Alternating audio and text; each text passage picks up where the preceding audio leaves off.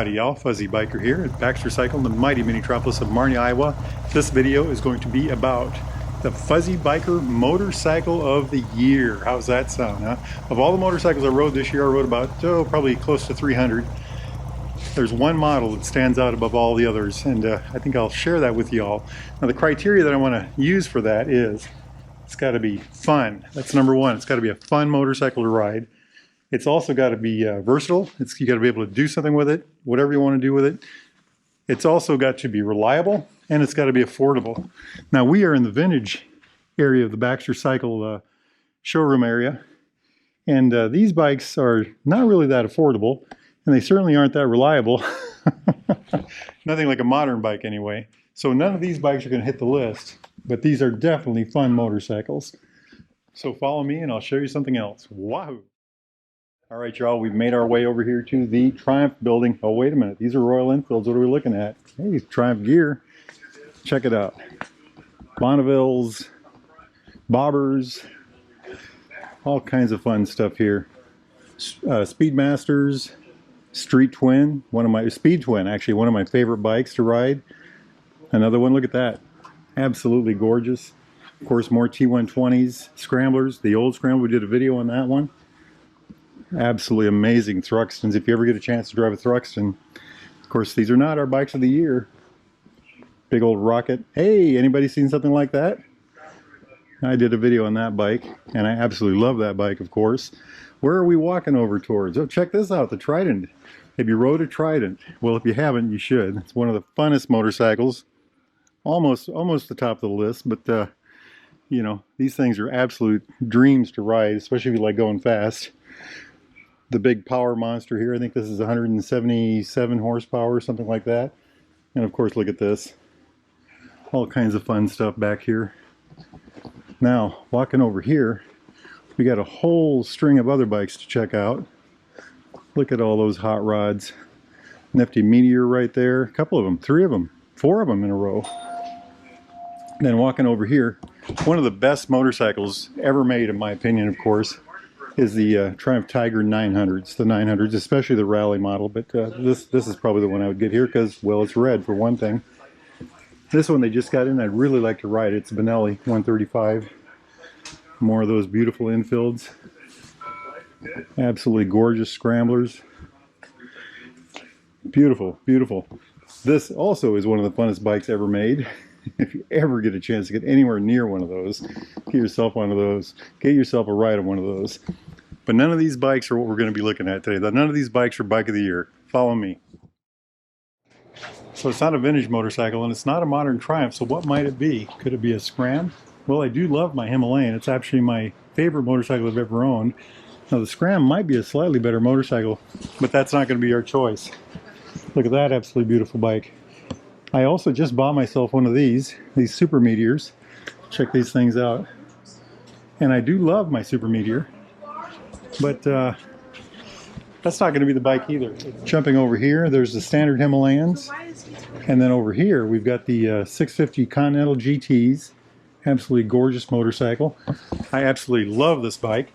However, it's a little hard for an old guy like me to ride. Now jumping over here, we've got the Hunters, Royal Enfield Hunters, and this is actually a bike that's very high on the list. Probably number 2 on the list, actually. Not quite number 1. All the Enfields, Royal Enfield 350s, the Hunters, or as I call them, the Hunterceptors, the Classics, all these Classics right here, and then the regular 350 Meteors. Those are all high on the list. Those are great motorcycles. But there's one that I love above all of them, the funnest one of all. And that's this thing right here, these bikes right here, the Royal Enfield Interceptors. They ride the most like a classic British motorcycle. I get to ride a lot of those. And I think this has a lot of that same feel, the same sound, the same type of handling, the same light feeling. You know, it's got the flat seat, the twin gauges, the parallel twin engine that a lot of them have. And it's just an absolutely amazing motorcycle and very versatile. And one of the neat things about this bike is, well, look at this one. This is called the Duster. You can modify the heck out of them. This one here is called the Beagle. And just look at everything they've done to it. Custom tanks, custom accessories, all kinds of goodies there. And that's one of the things I actually love about this bike. Rode several this year that from Baxter Custom Cycle Works that they you know, made into, you can make them into scramblers, you can make them into cafe racers, you can make them into touring bikes. There are a couple of these that came through here this year that were set up with large windshields and, you know, soft touring seats and just, you know, bags on the back, and they were made to go that way.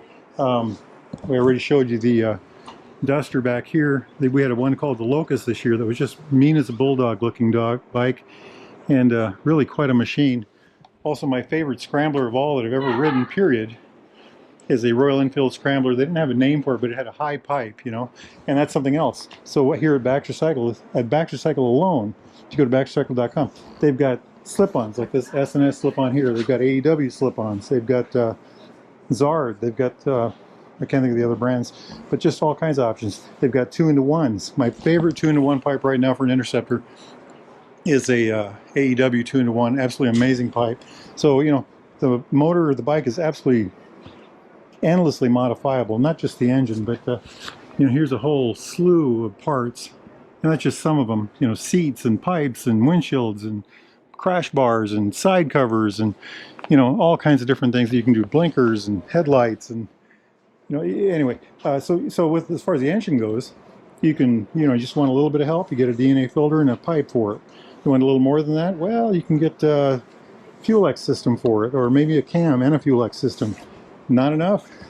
How about some high compression pistons, or maybe a 750 big bore kit, or 865 big bore kit?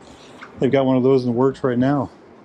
You know, it's very versatile. You can get you can upgrade your suspension with Tech shocks, or YSS, or Öhlins. They've got Anna Banana. I think she was the flat tracker that came through. She flat tracked one of these. She had Öhlins front and rear. She also had custom wheels that lightened it up, and she said it was just absolutely amazing. She said her bike weighed less than 350 pounds by the time she was done, and it was really quite a machine. I did get to ride it, so it's really amazing what you can do with these things.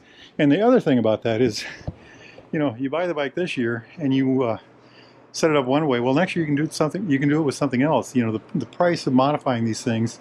You know, like I said, the three things about a Royal Enfield is they're affordable to get into, low capital costs.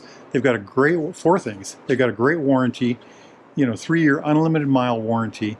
There's the ease of maintenance. You can do your own maintenance. I adjusted the valves on my super meter over yonder. It took me a couple hours. That was the first time I'd ever done it. And then the other one is the aftermarket, just a crazy aftermarket for Royal Enfield parts. Royal Enfield made almost 1 million motorcycles last year, and there are companies that have come into existence simply to supply parts for Royal Enfields. So this is my bike of the year. Every time I rode one this year, I've ridden dozens of them this year, every single time I rode one, it was just jumping up and down fun. You know, I just go back and look at the videos. I just had an absolute ball with every single time. Why didn't I get one? Well, because I tend to do a lot of long rides, and I think a bike like this is good for 200, 250 miles in a day. I know there's those people out there that tour with them, and I get that. But I think this bike with its longer wheelbase and different tune engine and more comfortable seat was more to my liking. So yes, this was my #1 choice for bike of the year, fuzzy biker motorcycle of the year. Now my number 2 choice is the Hunterceptor, just like this one. I mean, there's so much you can do with this. It's essentially the same thing as the Interceptor, but, you know, in a 350 size versus a 650. I think this is 20 horsepower, where that's 47. So, fuzzy biker bike of the year, Royal Enfield Interceptor 650. Now, my friends, get yourselves out there and ride. Wahoo!